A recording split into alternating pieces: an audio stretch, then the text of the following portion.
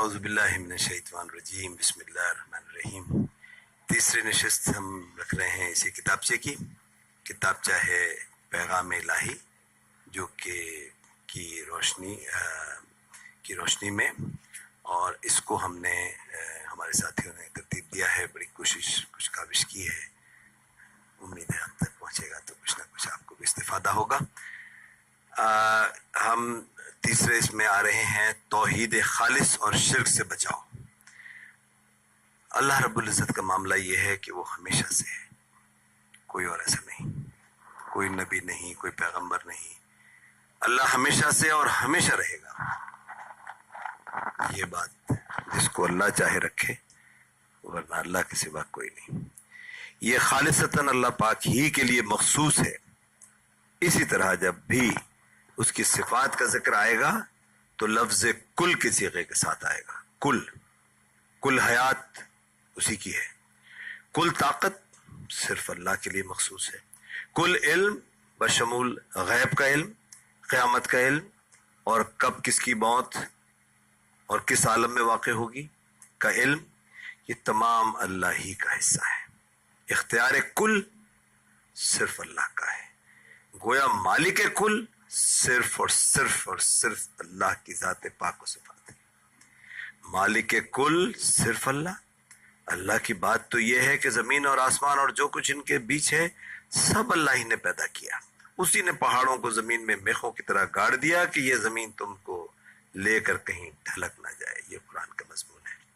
اس نے سمندر اور دریا پیدا کیے اور فرشتے اور جن اور انسان پیدا کیے، جبکہ ہم اللہ کے سوا جس کسی انسان کو پکارتے ہیں، کسی بابا جی کو پکارتے ہیں، اس نے کوئی شے بھی پیدا نہیں کی، ایک شے بھی پیدا نہیں کی، بلکہ خود بھی پیدا کیے گئے ہیں۔ 34ویں سورت آیت نمبر 22۔ انسان کی حقیقت کا حال بحوالہ قرآن تو یہ ہے کہ سب مل کر ایک مکھی بھی پیدا نہیں کر سکتے، بلکہ مکھی اگر ان سے کوئی شے لے جائے تو اس سے چھڑا بھی نہیں سکتے۔ اور دوسری طرف اللہ معبود برحق، وہ تو کائنات کی ہر شے کا حقیقی مالک ہے۔ جبکہ انسان کے لیے اللہ نے قرآن میں فرمایا کہ یہ تو کھجور کی گٹھلی کے چھلکے، کبھی دیکھیے گا ویسے کھجور کی گٹھلی جب رہ جائے تو اس پہ سے ایک چھلکا اتار کے دیکھیے گا کس قدر مہین باریک ہوتا ہے۔ چھلکے کے برابر شے کا بھی حقیقی مالک نہیں۔ انسان کا معاملہ تو یہ ہے۔ قرآن پاک کی 35ویں سورہ، سورہ فاطر کی 13ویں آیت میں فرمایا ہے کہ وہ رات کو دن میں داخل کرتا ہے اور دن کو رات میں داخل کرتا ہے، اور آفتاب اور مہتاب کو اسی نے کام میں لگا دیا ہے۔ ہر ایک میعاد معین پر چل رہا ہے۔ یہی ہے اللہ، تم سب کا پالنے والا۔ اسی کی سلطنت ہے۔ جنہیں تم اس کے سوا پکارتے ہو وہ تو کھجور کی گٹھلی کے چھلکے کے بھی مالک نہیں۔ اللہ اور بندے کے تعلق کے بارے میں بات کرتے ہیں۔ یہ ہماری اگلی ہیڈنگ ہے، اس میں سب ہیڈنگ۔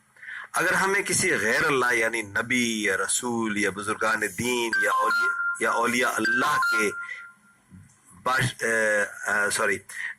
اگر ہمیں کسی غیر اللہ یعنی نبی یا رسول یا بزرگان دین یا اولیاء اللہ کے کسے باشد کسی کا بھی یعنی ذکر کرنا ہوگا تو اس بات کا خاص خیال رکھنا ہوگا کہ ہم اس ذکر کو شرک سے آلودہ نہ کر دیں۔ ہم کسی بڑے آدمی کا ذکر کر رہے ہیں، نبی کا، رسول کا، تو ایسا نہ ہو کہ ہم اس کو شرک سے آلودہ کر دیں، کہ اس میں کیونکہ شرک کے بارے میں بارہا قرآن میں جو مضمون ہمیں ملتا ہے اس کی مثال یہ ہے۔ آئیے سورہ نساء، قرآن کی 4تھی سورت ہے، 116 آیت دیکھتے ہیں۔ فرمایا اس سے اللہ تعالیٰ قطعاً نہ بخشے گا کہ اس کے ساتھ شریک مقرر کیا جائے۔ ہاں، شرک کے علاوہ گناہ جس کو چاہے گا، کنفرم نہیں کیا ہے، جس کو اللہ پاک چاہیں گے معاف فرما دیتا ہے۔ اور اللہ کے ساتھ شرک کرنے والا بہت دور کی گمراہی میں جا پڑا۔ یہی مضمون اسی صورت میں آگے آیت نمبر 48 میں بھی ہے۔ تو شرک فی الصفات یہ ہوگا کہ ہم اللہ پاک کی صفات کے ہمیشہ رہنا، کل اختیارات اور کل صلاحیتوں کا ہونا جو اللہ کے لیے مخصوص ہے، اگر یہ خواص علاوہ اللہ کے جو ہیں ان کے لیے بھی اس کا تصور تصور بھی ہم نے کیا کہ علاوہ اللہ کے بھی کسی کے پاس ہو سکتے ہیں تو یہ عقیدہ کا شرک ہو جائے گا۔ تو اب علاوہ اللہ کے جو بھی ہیں ان کے لیے کیا اصول ٹھہرا کہ وہ ہمیشہ سے نہیں ہیں، تو پھر کب سے ہیں؟ جب سے اللہ پاک نے انہیں بنایا، جب سے انہیں پیدا کیا، جب سے پیدا کیا تو کب تک ہی رہیں گے الا غیر اللہ؟ جب تک اللہ پاک چاہیں گے۔ تو پھر ان کے اس دیگر خواص، مثلا حیات ہے ان کی، ایک نبی کے پاس حیات ہے، علم ہے، طاقت ہے، اختیار ہے وغیرہ، کتنے ہیں؟ جتنے اللہ نے انہیں دینا چاہے۔ اسی زمرے میں تیسرا اصول یہ ہے کہ اللہ پاک کے تمام اوصاف اس کے ذاتی ہیں، از خود ہیں، اسی کے ہیں، از خود ہیں، ذاتی ہیں، جبکہ غیر اللہ کا ایک بھی وصف ذاتی نہیں بلکہ ہر وصف اللہ کا دیا ہوا ہے۔ اگر یہ تین اصول ذہن میں رہیں، آئیے ان کو دہرا لیں۔ اللہ پاک ہی ہمیشہ سے ہیں اور ہمیشہ رہیں گے، غیر اللہ اس وقت سے ہے جب اللہ پاک نے انہیں پیدا کیا، اور جب تک رہیں گے یا رہے جب تک اللہ پاک چاہیں گے۔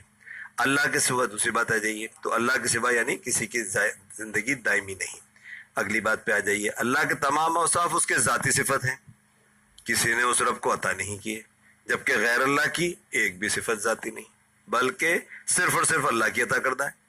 اور آخری تیسری بات کہ اللہ کے تمام خواص ایک لفظ کل کے صیغے کے ساتھ آئیں گے، تمام یعنی تمام کے تمام، جبکہ غیر اللہ کی کوئی صفت ہرگز کل اور تمام کے معاملے میں نہیں بلکہ جتنی اللہ نے انہیں عطا کی۔ عقیدے کے شرک سے تو ان اصولوں کو ذہن میں رکھنے سے بچا جا سکتا ہے۔ اور بات تو سادہ ہے، خالق تو صرف ایک ہی ہے، باقی سب تو اس خالق کی پیدا کردہ مخلوق ہے۔ وہ اللہ جیسے اوصاف کے ہو کیسے سکتے ہیں؟ سیدھی سی بات ہے۔ وما علینا